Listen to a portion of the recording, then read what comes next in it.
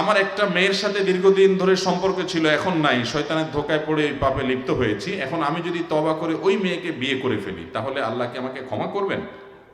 ভাইরা আমার, অনেক যুবক ভাইরা এই হারাম এবং পাপাচারে লিপ্ত হয়েছেন। আল্লাহ বুঝ দিয়েছেন, সাথে সাথে ছেড়ে চলে আসেন।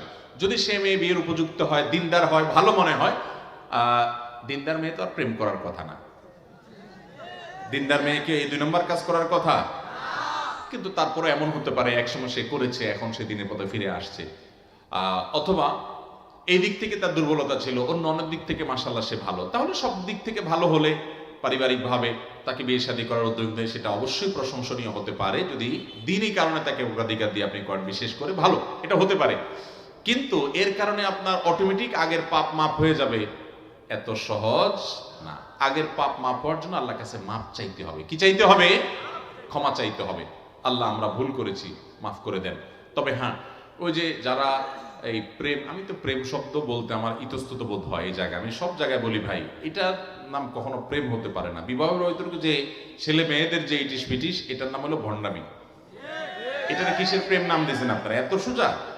প্রেম বা ভালোবাসা যদি বলতে হয়, সেটা স্বামী স্ত্রীর মধ্যে হবে। কার মধ্যে হবে? ইলিগাল এবং অবৈধ সম্পর্ক আবার প্রেম ভালোবাসা হয় কিভাবে? এটা মন্দ বাসা, এটা ভালোবাসা না। ভালোবাসা কোনটা? স্বামীর সাথে স্ত্রীরটা। যাই হোক, যদি কেউ এরকম 2 নম্বর কোন সম্পর্কে জড়ায় পড়ে, যেটাকে আপনারা প্রেম বলেন আর কি, এই 2 নম্বরেতে যদি কেউ জড়ায় পড়ার পরে বেশিরভাগ ক্ষেত্রে দেখা যায়, ওই যে ভণ্ডামি কেন বলছি, বেশিরভাগ হলো টাইম পাস। যুবকরা বদমাইশি করা, ফষ্টি নষ্টি করা তাদের ধান্দা, আর মেয়েগুলা অনেকে আছে এখলাসের সাথে প্রেম করে। এখলাসের সাথে প্রেম করে মানে কি, ও সত্যি সত্যি হয়তো ভালোবাসছে আর কি, কিন্তু সে বুঝে না ওই পোলা তো বন্ড পুরা, ও তো টাইম পাস করতেছে। ও অনেকগুলার সাথে সম্পর্ক করে, আর এদিকে মাদ্রাসার হুজুররা এসে কানে কানে বলে, হুজুর একটা মাদ্রাসার ভালো দেখে পর্দানসীন মেয়ে দেখবেন আমার জন্য। এদিকে অন্য মেয়েদের সাথে গোষ্ঠী করে। ওই মেয়েরা তো টের পায় না, ও সর্বস্ব হারানোর পরে পরে বলে যে হ্যাঁ, বিয়ের লোভ দেখে, প্রলোভন দেখিয়ে দর্শন, হানতান, নানান কাহিনী সাজায়। আল্লাহ তাআলা আমাদের ছেলে মেয়েদেরকে বুঝার তৌফিক দান করুন।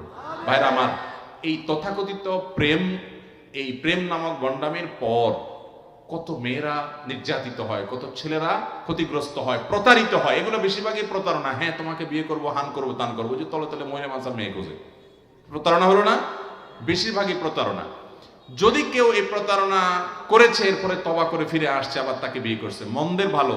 কিন্তু আবার এটা মনে করবেন না, অনেকে মনে করে হুজুর প্রেমের উদ্দেশ্যে বিয়ের উদ্দেশ্যে প্রেম করছি, আমার মধ্যে কোনো খারাপ মতলব নাই যে প্রতারণা করবো, 2 নম্বরই করবো, আমার নিয়তটা খালেস, আমি তার বিয়ে করব। এই উদ্দেশ্যে প্রেম করলে জায়েজ হবে কিনা? তো এটা নিয়ে আমি সবসময় বলি ভাই, কোরবানির উদ্দেশ্যে গরু চুরি করা জায়েজ হবে? আপনি একটা গরু চুরি করলেন, নিয়ত কি? আল্লাহর রাস্তায় আল্লাহরে খুশি করার জন্য বিসমিল্লাহ আল্লাহু আকবার বলে কোরবানি দিয়া নিজে গোশত খাইবো, এলাকা মানুষকে খাওয়াইবো, মাদ্রাসায়ও দান করিব, এরকম খালেস নিয়তে যদি আপনি চুরি করিয়া গরু জবাই দিয়া কোরবানি করেন, সওয়াব পাইবেন না মায়ের খাইবেন? তো কোরবানির উদ্দেশ্যে গরু চুরি করা যেরকম, বিয়ের উদ্দেশ্যে প্রেম করাও সেরকম। উদ্দেশ্য ভালো, কিন্তু পদ্ধতি কি খারাপ। বিয়ে করবেন যখন পরিকল্পনায় করছেন, তো 2 পরিবারের মাধ্যমে আলোচনা করে সামনে এগিয়ে যান। যুবকরা এই শয়তানি এবং পাগলামি থেকে সরে আসেন, যৌবনকে নষ্ট করবেন না। পশ্চিমা দুনিয়া শেষ হয়ে গেছে ভাই, ইউরোপিয়ানরা, আমেরিকানরা শেষ হয়ে গেছে, ওদের পারিবারিক কোনো বন্ধন, বন্ডিং বলতে কিচ্ছু নাই। এই দেশের মানুষ অনেক ক্ষেত্রে মনে করে আরে আমরা অনেক মিসকিন, আরে আপনারা অনেক সুখী ওদের চাইতে অনেক দিক থেকে।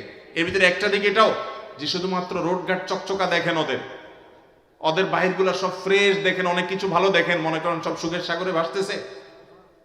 আজকে একজন বড় ডক্টর, অনেক বড় একজন হার্টের ডক্টর সৌদি আরব থেকে আসছে, ওনার সাথে কোন একটা প্রোগ্রামে কথা বলছিলাম, প্রসঙ্গত উনি বলছিলেন যে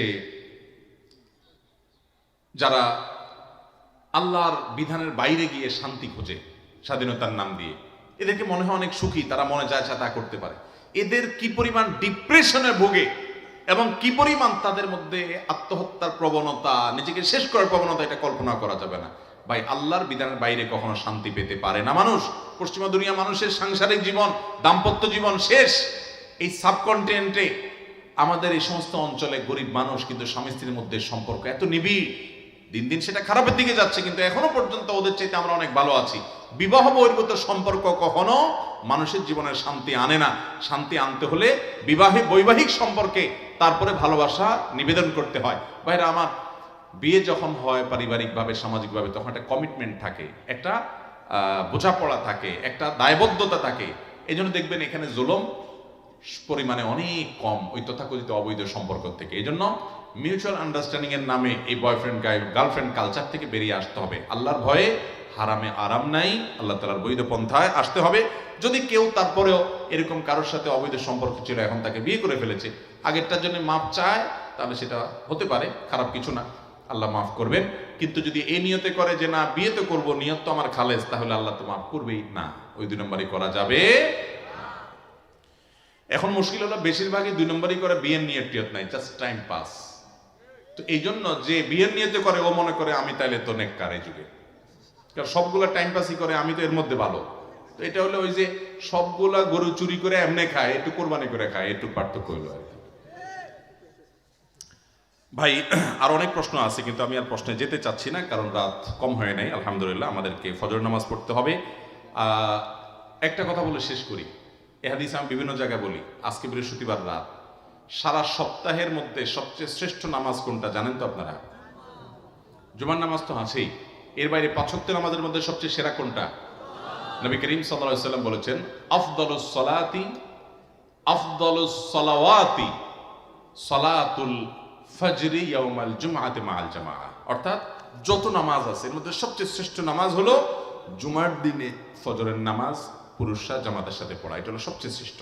এমনি ফজর নামাজ বিশেষ গুরুত্ব বহন করে, কিন্তু জুমার দিন ফজর জামাতের সাথে পড়া এটা হলো সবচেয়ে শ্রেষ্ঠ নামাজ। এই জন্য ইনশাআল্লাহ জুমার দিনের ফজরের নামাজ জামাতের সাথে পুরুষরা পড়বো তো ইনশাআল্লাহ। মহিলারা পুরুষদেরকে পাঠাই দিব এবং আমরা পুরুষদেরকে সহযোগিতা করব, এর মাধ্যমে আমরা সওয়াব পাবো। আর পুরুষরা জুমার দিন ফজর নামাজ জামাতে মিস করব না ইনশাআল্লাহ। পাক্কা নিয়ত করবো তো সবাই? আল্লাহ তাআলা আমাদের সবাইকে আমলের তৌফিক দান করুন। কালকে ফজর নামাজ যেন জামাতের সাথে পড়তে পারেন, সেই নিয়ত করে আমরা উঠবো ইনশাআল্লাহ। আমাদের এই ভিডিওটি যদি আপনার ভালো লেগে থাকে, তাহলে ভিডিওতে একটি লাইক দিতে পারেন এবং আপনার প্রিয়জনদের সাথে শেয়ার করতে পারেন। এবং এইরকম আরও ভিডিও পেতে আমাদের ইউটিউব চ্যানেলটি সাবস্ক্রাইব করে পাশে থাকা বেল আইকনটি অন করে দিন।